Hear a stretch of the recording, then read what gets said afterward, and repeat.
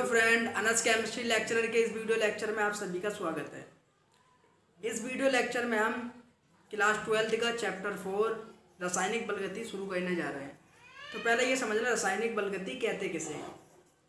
तो रसायन विज्ञान की वह शाखा जिसके अंतर्गत अभिक्रिया के वेग तथा वेग को प्रभावित करने वाले कारकों का अध्ययन किया जाता है। क्या कहलाता है? रासायनिक बलगति। जी क्या परिभाषा है रासायनिक बलगति की, लेकिन कहते कैसे हैं? रासायनिक बलगति में हम क्या पढ़ेंगे, यानी कौन सी अभिक्रिया किस स्पीड में हो जाती है, किस गति से हो जाती है, यानी कौन सी अभिक्रिया तेज होती है, कौन सी धीमी गति से होती है, कौन सी मीडियम गति से होती है, बीच की गति से होती है, कौन सी और अभिक्रिया को कौन कौन सी चीज़ प्रभावित करती हैं, यानी किस किस अभिकारक की सहायता से अभिक्रिया की स्पीड बढ़ जाती है, और अभिक्रिया किन अभिकारकों की सहायता से स्पीड बढ़ जाती है अभिक्रियाओं की, और किन से धीमी हो जाती है, यानी जो अभिक्रिया के वेग को प्रभावित करती है, यानी जो कौन कौन सी चीज़ अभिक्रिया के वेग को प्रभावित करती है, यानी कोई बढ़ा देती है अभिक्रिया के वेग को अभिकारक, कोई क्या करते हैं घटा देते हैं। तो देखिए रासायनिक बलगति चैप्टर शुरू हो रहा है आपका क्लास 12 का 4।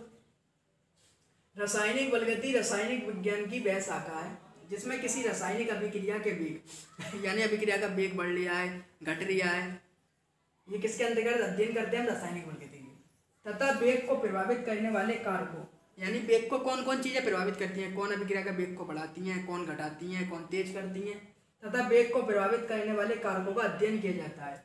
वेग के आधार पर अभिक्रियाएं 3 प्रकार की होती हैं, यानी वेग के आधार पर अभिक्रियाओं की स्पीड के आधार पर, गति के आधार पर अभिक्रियाएं आपकी 3 प्रकार की होती हैं।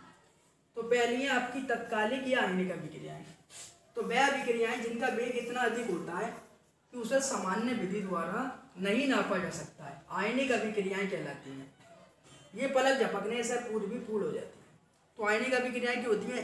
ये इतनी स्पीड से हो जाती हैं आपकी, इतनी गति से हो जाती हैं कि इनका हम वेग नहीं निकाल पाते। पलक झपकने से पहले, जब मैंने पलक झपकाया तो पलक झपकने में तो टाइम लग रहा है, लेकिन ये पलक झपकने से पहले अभिक्रियाएं हो जाती हैं, तो इन अभिक्रियाओं का हम वेग नहीं निकाल पाते। ये अभिक्रिया बहुत स्पीड से होती हैं। तो इसका एग्जाम्पल बताता हूँ मैं, यानी आयनिक अभिक्रियाएं कौन सी है जो तेजी से होती हैं। तो आयनिक माना आयनों वाली, यानी जो कंपाउंड आपके आयनों में टूट जाती हैं। जैसे आपका NaCl है, NaCl किस में टूटता है? Na positive, Cl negative. तो ये किन के बीच होती हैं? आयनों के बीच होती हैं, यानी जो अभी आपके अभिकारक आयनों में टूट जाते हैं। तो वे अभिक्रियाएं जिनका वेग इतना अधिक होता है कि सामान्य विधि द्वारा नहीं नापा जा सकता है, आयनिक अभिक्रियाएं कहलाती हैं। ये पलक झपकने से पहले ही हो जाती हैं। क्रिया का उदाहरण क्या है? उदाहरण बताता हूँ आपको आयनिक अभिक्रिया का। जब आपका सिल्वर नाइट्रेट सोडियम क्लोराइड से अभिक्रिया करता है तो आपका सोडियम नाइट्रेट बनता है और सिल्वर क्लोराइड बनता है। तो ये क्या है? आपका आयनिक अभिक्रिया। जब आपका सिल्वर नाइट्रेट सोडियम क्लोराइड से अभिक्रिया करता है तो सोडियम नाइट्रेट बनता है और क्या बनता है आपका? Sodium chloride. अब ये देखिए, ये भी आयनों में टूटते हैं। ये किस में टूट जाता है आपका? पॉजिटिव में, और ये किस में टूटता है? नेगेटिव में। ये आपका किस में टूटता है? पॉजिटिव में। ये किस में टूटता है? नेगेटिव में। तो पॉजिटिव वाला किसके साथ चले जाता है आपका? नेगेटिव वाले के साथ। और पॉजिटिव वाला किसके साथ चले जाता है? नेगेटिव वाले। तो आयनिक अभिक्रिया यानी आयनों के बीच होती हैं। तो पॉजिटिव वाला नेगेटिव के साथ चले जाता है और पॉजिटिव वाला नेगेटिव में। तो पॉजिटिव नेगेटिव NaNO3 और positive negative AgCl, silver chloride बन जाता है। अब बात करते हैं अतिमंद अभिक्रियाएं। ये अभिक्रियाएं अणुओं के मध्य होती हैं। तो अणु किसे कहते हैं? जैसे H2, O2, H2O, ये क्या है? अणु। जब दो से अधिक एक से परमाणु आपस में मिलके कोई यौगिक अणु बनाते हैं तो वो कहलाते हैं आपके अणु कहलाते हैं। तो ये अभिक्रियाएं अणुओं के मध्य होती हैं। इन अभिक्रियाओं की गति बहुत कम होती है। ये अभिक्रियाएं कई दिनों या वर्षों में ही पूर्ण होती हैं। ये अभिक्रियाएं अणुओं के मध्य होती हैं और ये अभिक्रियाएं आपकी कई दिनों या वर्षों में भी पूर्ण होती हैं। ये अभिक्रियाएं इतनी तेजी से होती हैं कि आपकी अभिक्रियाएं कई दिनों या वर्षों में भी पूर्ण नहीं होती हैं। तो इसका एग्जाम्पल बताता हूँ अतिमंद अभिक्रियाओं का। जैसे जल का बनना, जब हाइड्रोजन की अभिक्रिया करते हैं हम ऑक्सीजन से, तो ये क्या है? हाफ O2, यानी आधा अणु जल का।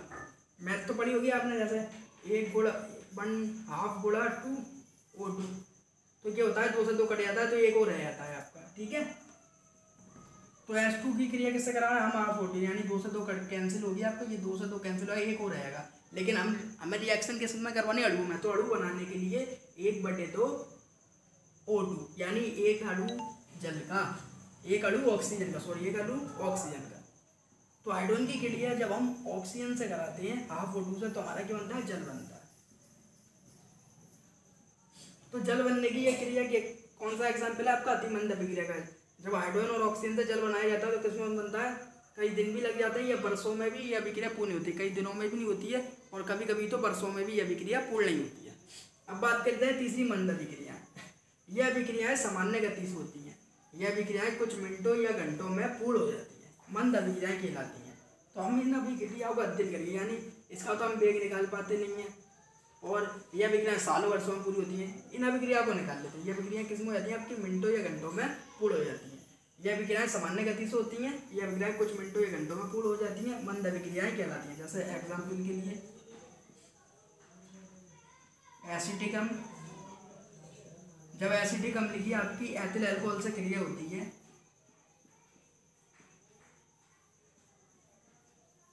तो आपका एथिल एसीटेट बनता है,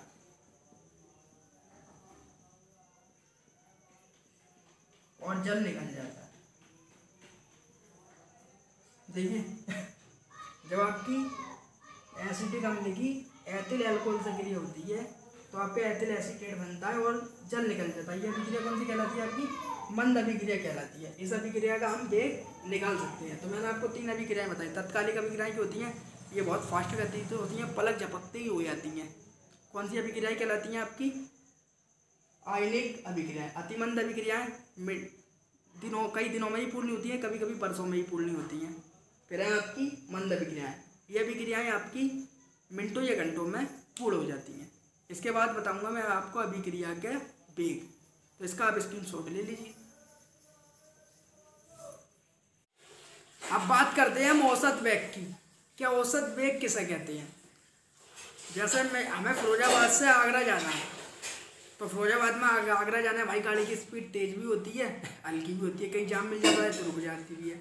अगर कोई हमसे पूछेगा कि किस स्पीड से गाड़ी आए, किस एवरेज से आए, किस औसत से आए, किस चाल से आए, तो हम कहेंगे 40 की स्पीड से आए, 50 की स्पीड से आए।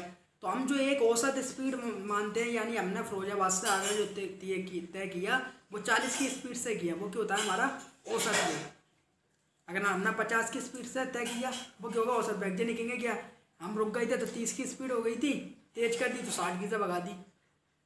जो हमारी एवरेज में स्पीड रही, यानी हमने जो एक समान चाल से दूरी तय की, वो क्या होता है औसत। यानी किस स्पीड से हमारी गाड़ी की चाल थी वो क्या होता है औसत। जैसे मैंने गाड़ी 40 की स्पीड से मिनिमम पहुंच गया मैं आगरा, तो वो क्या हो गई, मेरी औसत चाल हो गई। तो हम वो चाल या वेग एक ही चीज़ होती है, तो वो क्या हो गया हमारा औसत वेग। अब औसत वेग किसे कहते हैं, किसी रासायनिक अभिक्रिया में एक निश्चित समय में अभिकारक या उत्पाद। तो पहला अभिकारक किसे कहते हैं और उत्पाद किसे कहते हैं ये समझ लें। जैसा आपकी एक अभिक्रिया है, ये आपकी अभिक्रिया है,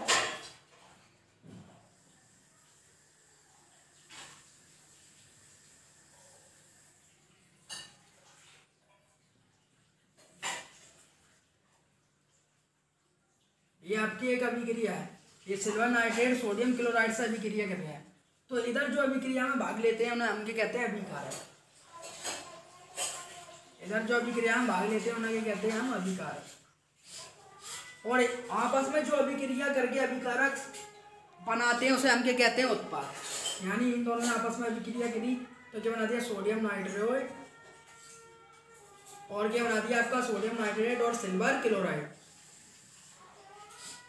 तो इधर जो अभिक्रिया में भाग लेते हैं वो क्या कहलाते हैं, आपके अभिकारक, और इधर जो बनता है वो क्या होता है, उत्पाद। अब मैंने सिल्वर नाइट्रेट की सोडियम क्लोराइड से अभिक्रिया करी, तो ये नहीं है इन दोनों अभिकारकों ने आपस में अभिक्रिया करी और हल्के आपका सोडियम नाइट्रेट बन गया और सिल्वर क्लोराइड बन गया।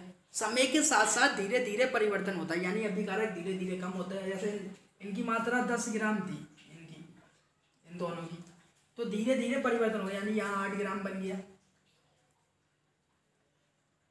यहाँ 8 ग्राम बन गया, तो यहाँ कितना रह गया, 2 ग्राम, फिर यहाँ 10 ग्राम। तो धीरे धीरे परिवर्तन होता है, यानी यहाँ पर कमी होती जाती है और यहाँ की होती जाती है वृद्धि। लेकिन लास्ट में क्या आता है, दोनों बराबर होते हैं, यानी यहाँ पर आपका अभिकारक भी 10 रह जाता है और उत्पाद भी क्या रह जाता है, 10 रह जाता है।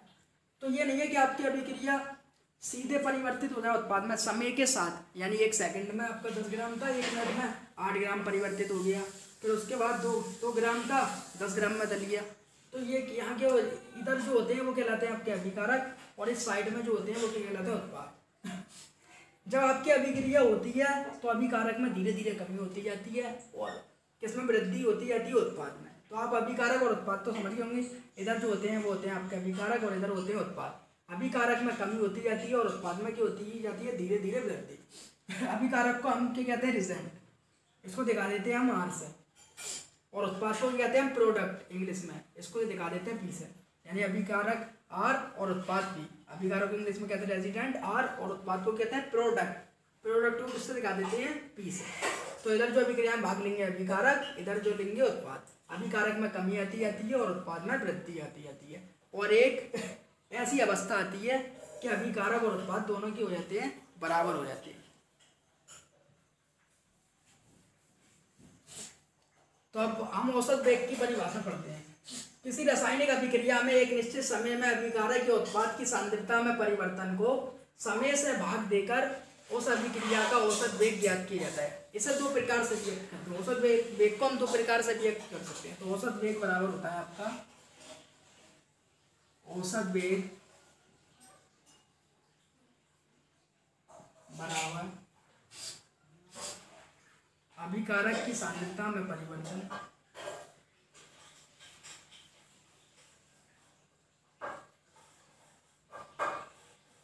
अभिकारक की सांद्रता में परिवर्तन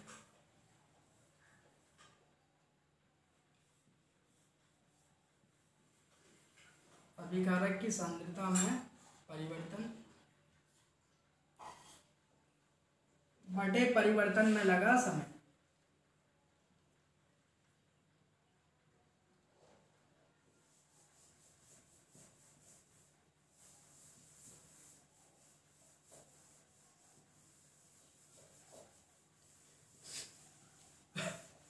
तो औसत वेग को 2 प्रकार से व्यक्त किया जाता है। एक इस प्रकार से है, औसत वेग बराबर अभिकारक की सांद्रता में परिवर्तन बटे परिवर्तन में लगा समय। तो मैंने क्या बताया था, अभिकारक को किससे दिखाते हैं हम, आर से। तो अभिकारक को हमने किससे दिखा दिया, आर से। और परिवर्तन को किससे दिखाते हैं, डेल्टा से। तो डेल्टा। अब जो सांद्रता होती है उसे हमें हमेशा ब्रैकेट में दिखाते हैं। तो जब भी आप सांद्रता लिखें किसी भी चीज़ को, उसको ब्रैकेट में लिखें। तो अभिकारक की सांद्रता में परिवर्तन, अभिकारक की एक जगह की लिख दिया डेल्टा आर, और सांद्रता में परिवर्तन डेल्टा। ऐसी परिवर्तन में लगे समय को किससे दिखाते हैं हम, डेल्टा टी। मैंने भी आपको बताया था, एक अभिक्रिया है वो धीरे धीरे किसमें परिवर्तित हो रही है, उत्पाद में। जैसा आपकी ये अभिक्रिया आ रहा है, अभिकारक आ रहे हैं और धीरे धीरे ये परिवर्तित हो रहा है उत्पाद पी में।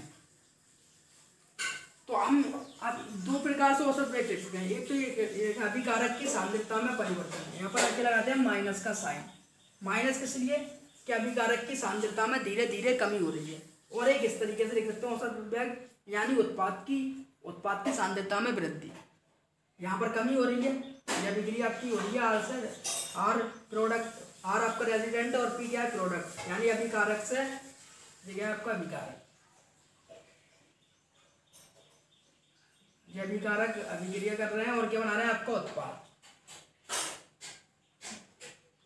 तो अभिक्रिया धीरे धीरे हो रही है, आपका अभिकारक किसमें चल रहा है, धीरे धीरे उत्पाद। तो इसमें कमी हो रही है और इसमें क्या हो रही है, वृद्धि।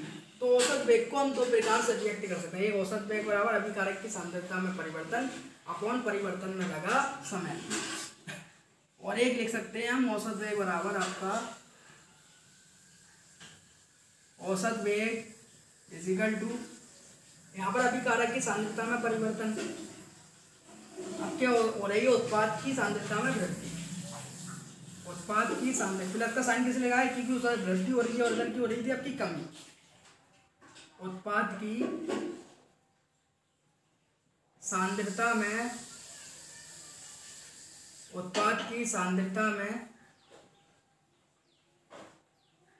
परिवर्तन,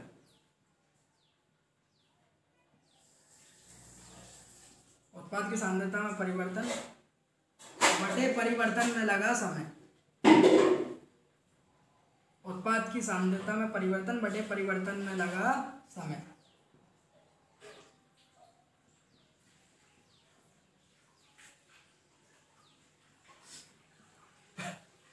तो उत्पाद को किससे दिखाते हैं हम? पी से, और सांद्रता होती है किसमें दिखाते हैं? ब्रैकेट में। परिवर्तन को किससे दिखाते हैं? डेल्टा से। तो delta P upon delta T.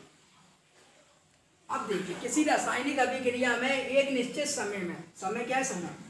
तो एक निश्चित समय में अभिकारक के उत्पाद की सांद्रता में परिवर्तन, यानी अभिकारक की सांद्रता में कमी हो रही है। अगर कोई अभिक्रिया हो रही है, अभिकारक किसमें चेंज हो रहा है? धीरे धीरे उत्पाद में चेंज हो रहा है। तो माइनस किसे लगाया कि अभिकारक में कमी हो रही है, और प्लस किसे लगाया? उत्पाद की सांद्रता में धीरे धीरे वृद्धि, यानी ये कम हो रहा है और ये इसमें वृद्धि हो रही है आपकी। तो अभिकारक की सांद्रता में परिवर्तन बटे परिवर्तन में लगा समय। तो यही आपकी परिभाषा है। किसी रासायनिक अभिक्रिया में एक निश्चित समय में अभिकारक के उत्पाद की सांद्रता में परिवर्तन, तो उत्पाद की सांद्रता में परिवर्तन हो रहा है और अभिकारक के भी सांद्रता में परिवर्तन हो रहा है। माइनस के बता रहा है अभिकारक की सांद्रता में कमी हो रही है, और प्लस के बता रहा है उत्पाद यानी पी प्रोडक्ट की सांद्रता में क्या हो रही है? वृद्धि हो रही है। परिवर्तन को समय से भाग देकर, तो परिवर्तन में लगे समय से भाग देकर औसत वेग ज्ञात किया जाता है। इसे दो प्रकार से व्यक्त करते हैं। एक औसत वेग बराबर अभिकारक की सांद्रता में परिवर्तन बटे परिवर्तन में लगा समय, उत्पाद की सांद्रता में परिवर्तन बटे परिवर्तन में लगा समय। माइनस क्या बताता है? अभिकारक की सांद्रता में कमी हो रही है, और प्लस क्या बता रहा है? वृद्धि हो रही है, यानी अभिकारक धीरे धीरे उत्पाद में चेंज हो रहा है और अभिकारक कम होता जा रहा है और उत्पाद में वृद्धि होती जा रही है। तो अभिकारक को हम किससे दिखाते हैं? आर से, और परिवर्तन को डेल्टा से। और सांद्रता हुई तो किसमें बंद कर देते हैं हम? ब्रैकेट में। तो माइनस, और यहाँ पर क्या लग जाएगा आपका? प्लस। लास्ट में एक ऐसी अवस्था आती है कि अभिकारक उत्पाद के हो जाते हैं आपस में बराबर होते हैं। एक एग्जाम्पल देकर मैं आपको समझाता हूँ। यहाँ पर टी समय 0 है, टी बराबर समय 0 पर आपकी अभिक्रिया शुरू हुई नहीं है। टी बराबर समय 0 पर आपकी अभिक्रिया शुरू हुई नहीं है। यहाँ पर कोई अभिकारक है, उसकी वो 10 ग्राम है आपका, और अभिक्रिया शुरू नहीं हुई। अभिकारक आपस में अभिक्रिया नहीं, और उत्पाद क्यों ना है? 0। T1 समय गुजर गया, यानी 1 मिनट बाद देखा हमने, 1 मिनट बाद देखा तो यहाँ पर आपका उत्पाद 8 रह गया, अभिकारक 8 रह गया, 8 ग्राम रह गया, और उत्पाद में कितना परिवर्तन हो गया? 2 ग्राम। ऐसे हमने T2 समय पे देखा तो आपका जो अभिकारक था वो रह गया आपका 6 ग्राम, और उत्पाद में कितना परिवर्तित हो गया? 4 ग्राम। ऐसे T3 समय पे देखा तो जो आपका अभिकारक था वो रह गया, 3 मिनट बाद देखा तो आपका अभिकारक कितना रह गया? 4 ग्राम, और उत्पाद में कितना परिवर्तन हो गया? 6 ग्राम। ऐसे हमने T4 समय बाद देखा, 4 मिनट बाद देखा तो आपका अभिकारक यहाँ पर रह गया 2 ग्राम, और उत्पाद में कितना परिवर्तित हो गया? 4 ग्राम, वो 8 ग्राम, सॉरी 8 ग्राम परिवर्तित हो गया। ऐसे हमने T5 समय बाद देखा तो आपका 5 मिनट बाद देखा हमने, अभिकारक कितना रह गया आपका? 0, और उत्पाद में परिवर्तन हो गया कितना? 10। तो यहाँ पर देख रहे हैं हम T समय 0 पर आपका जो अभिकारक था 10 ग्राम था, अभिक्रिया शुरू नहीं, तो उत्पाद क्या बनाता है? 0। और T1 यानी 1 मिनट बाद आपका अभिकारक 8 ग्राम रह गया, और उत्पाद में कितना परिवर्तित हो गया? 2 ग्राम।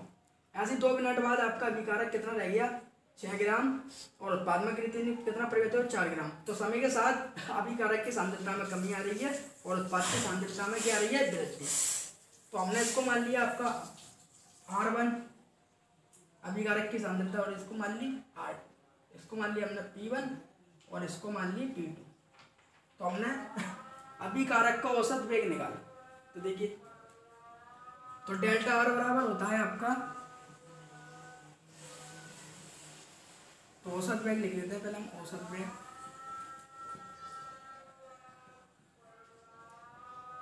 औसत वेग बराबर क्या होता है आपका? माइनस के delta R upon delta T। Delta R बराबर क्या होता है आपका? डेल्टा R बराबर होता है आपका R2 माइनस R1, यानी डेल्टा R का जो हम मान निकालते हैं वो R2 में से R1 घटा के निकालते हैं। ऐसे हम डेल्टा T का जो मान निकालते हैं वो T2 में से T1 घटा के निकालते हैं। ऐसे हम उत्पाद की सांद्रता का परिवर्तन का मान निकालते हैं डेल्टा पी का।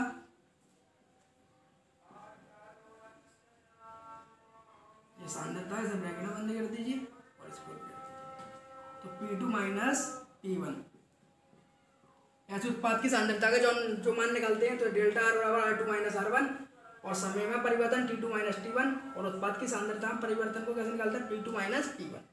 तो R2 माइनस R1 बटे डेल्टा टी बराबर की रख सकते हैं T2 माइनस T1।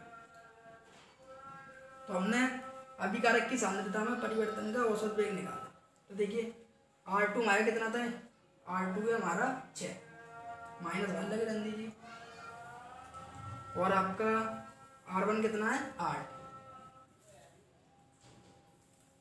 और T2 कितना है आपका 2 और T1 कितना है आपका 1। तो 6 में से आपका 8 गया, कितना बचा माइनस के 2 और 2 में से 1 गया 1, माइनस का गुणा माइनस में हुआ 2। तो अभिकारक की सांद्रता में परिवर्तन कितना आ गया आपका, औसत वेग कितना आ गया आपका अभिकारक का 2। आपने ऐसे उत्पाद का निकाला, उत्पाद का औसत वेग,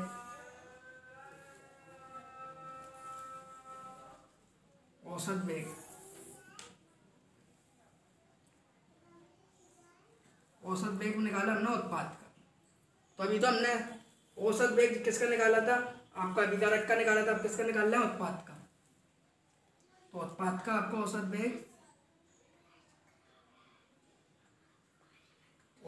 आपका उत्पाद का निकालना है plus delta P upon delta T. तो डेल्टा पी को कैसे निकालते हैं, डेल्टा पी बराबर क्या होता है आपका P2 माइनस P1। तो डेल्टा पी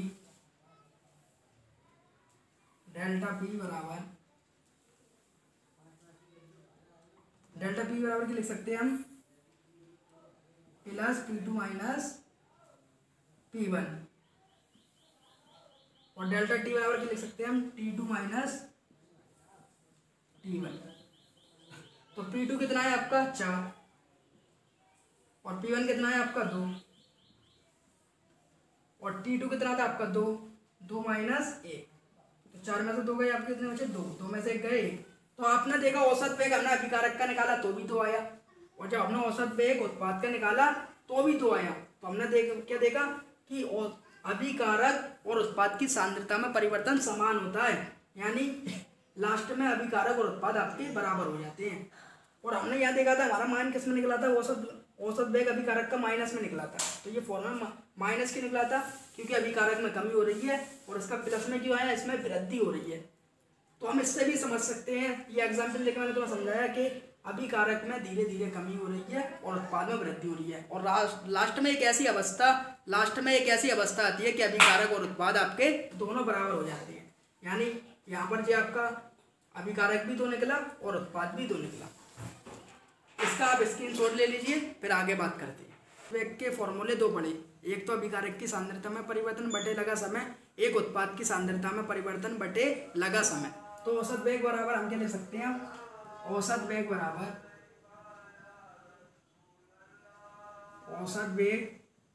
बराबर माइनस डेल्टा आर, यानी अभिकारक की सांद्रता में परिवर्तन बटे परिवर्तन में लगा समय डेल्टा टी बराबर माइनस प्लस उत्पाद की सांद्रता में परिवर्तन बटे परिवर्तन में लगा समय। ये आपका क्या हो गया, औसत वेग बराबर minus delta R upon delta T बराबर delta P upon delta T, यानी अभिकारक की सांद्रता में परिवर्तन बटे परिवर्तन में लगा समय, उत्पाद की सांद्रता में परिवर्तन में लगा समय। माइनस चिन्ह बताता है कि अभिकारक की सांद्रता में कमी हो रही है और प्लस चिन्ह बताता है उत्पाद की सांद्रता में वृद्धि हो रही है। इसका मात्रक क्या होता है, ये जो सांद्रता होती है ये एक तरीके की मोलरता होती है। तो मोलरता का मात्रक क्या होता है आपका, मोल प्रति लीटर, लेकिन इसके बटे में क्या गया है, समय। तो बटे में समय और डाल दीजिए।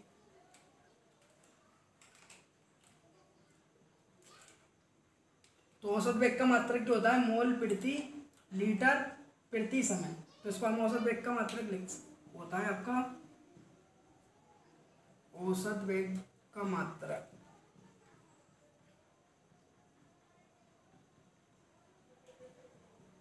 मोल लीटर इनवर्स समय इनवर्स। लीटर ऊपर जाकर इनवर्स में चलेगा, समय ऊपर जाके इनवर्स में चलेगा। जो आपका क्या हो गया औसत वेग का मात्रक। अगर ये वीडियो अच्छी लगी हो तो हमारे चैनल को सब्सक्राइब करें, लाइक करें, कमेंट करें और अपने दोस्तों को वीडियो को शेयर करें। ऐसी वीडियो मैं आपके लिए लाता रहता हूँ। Thank you watching the video.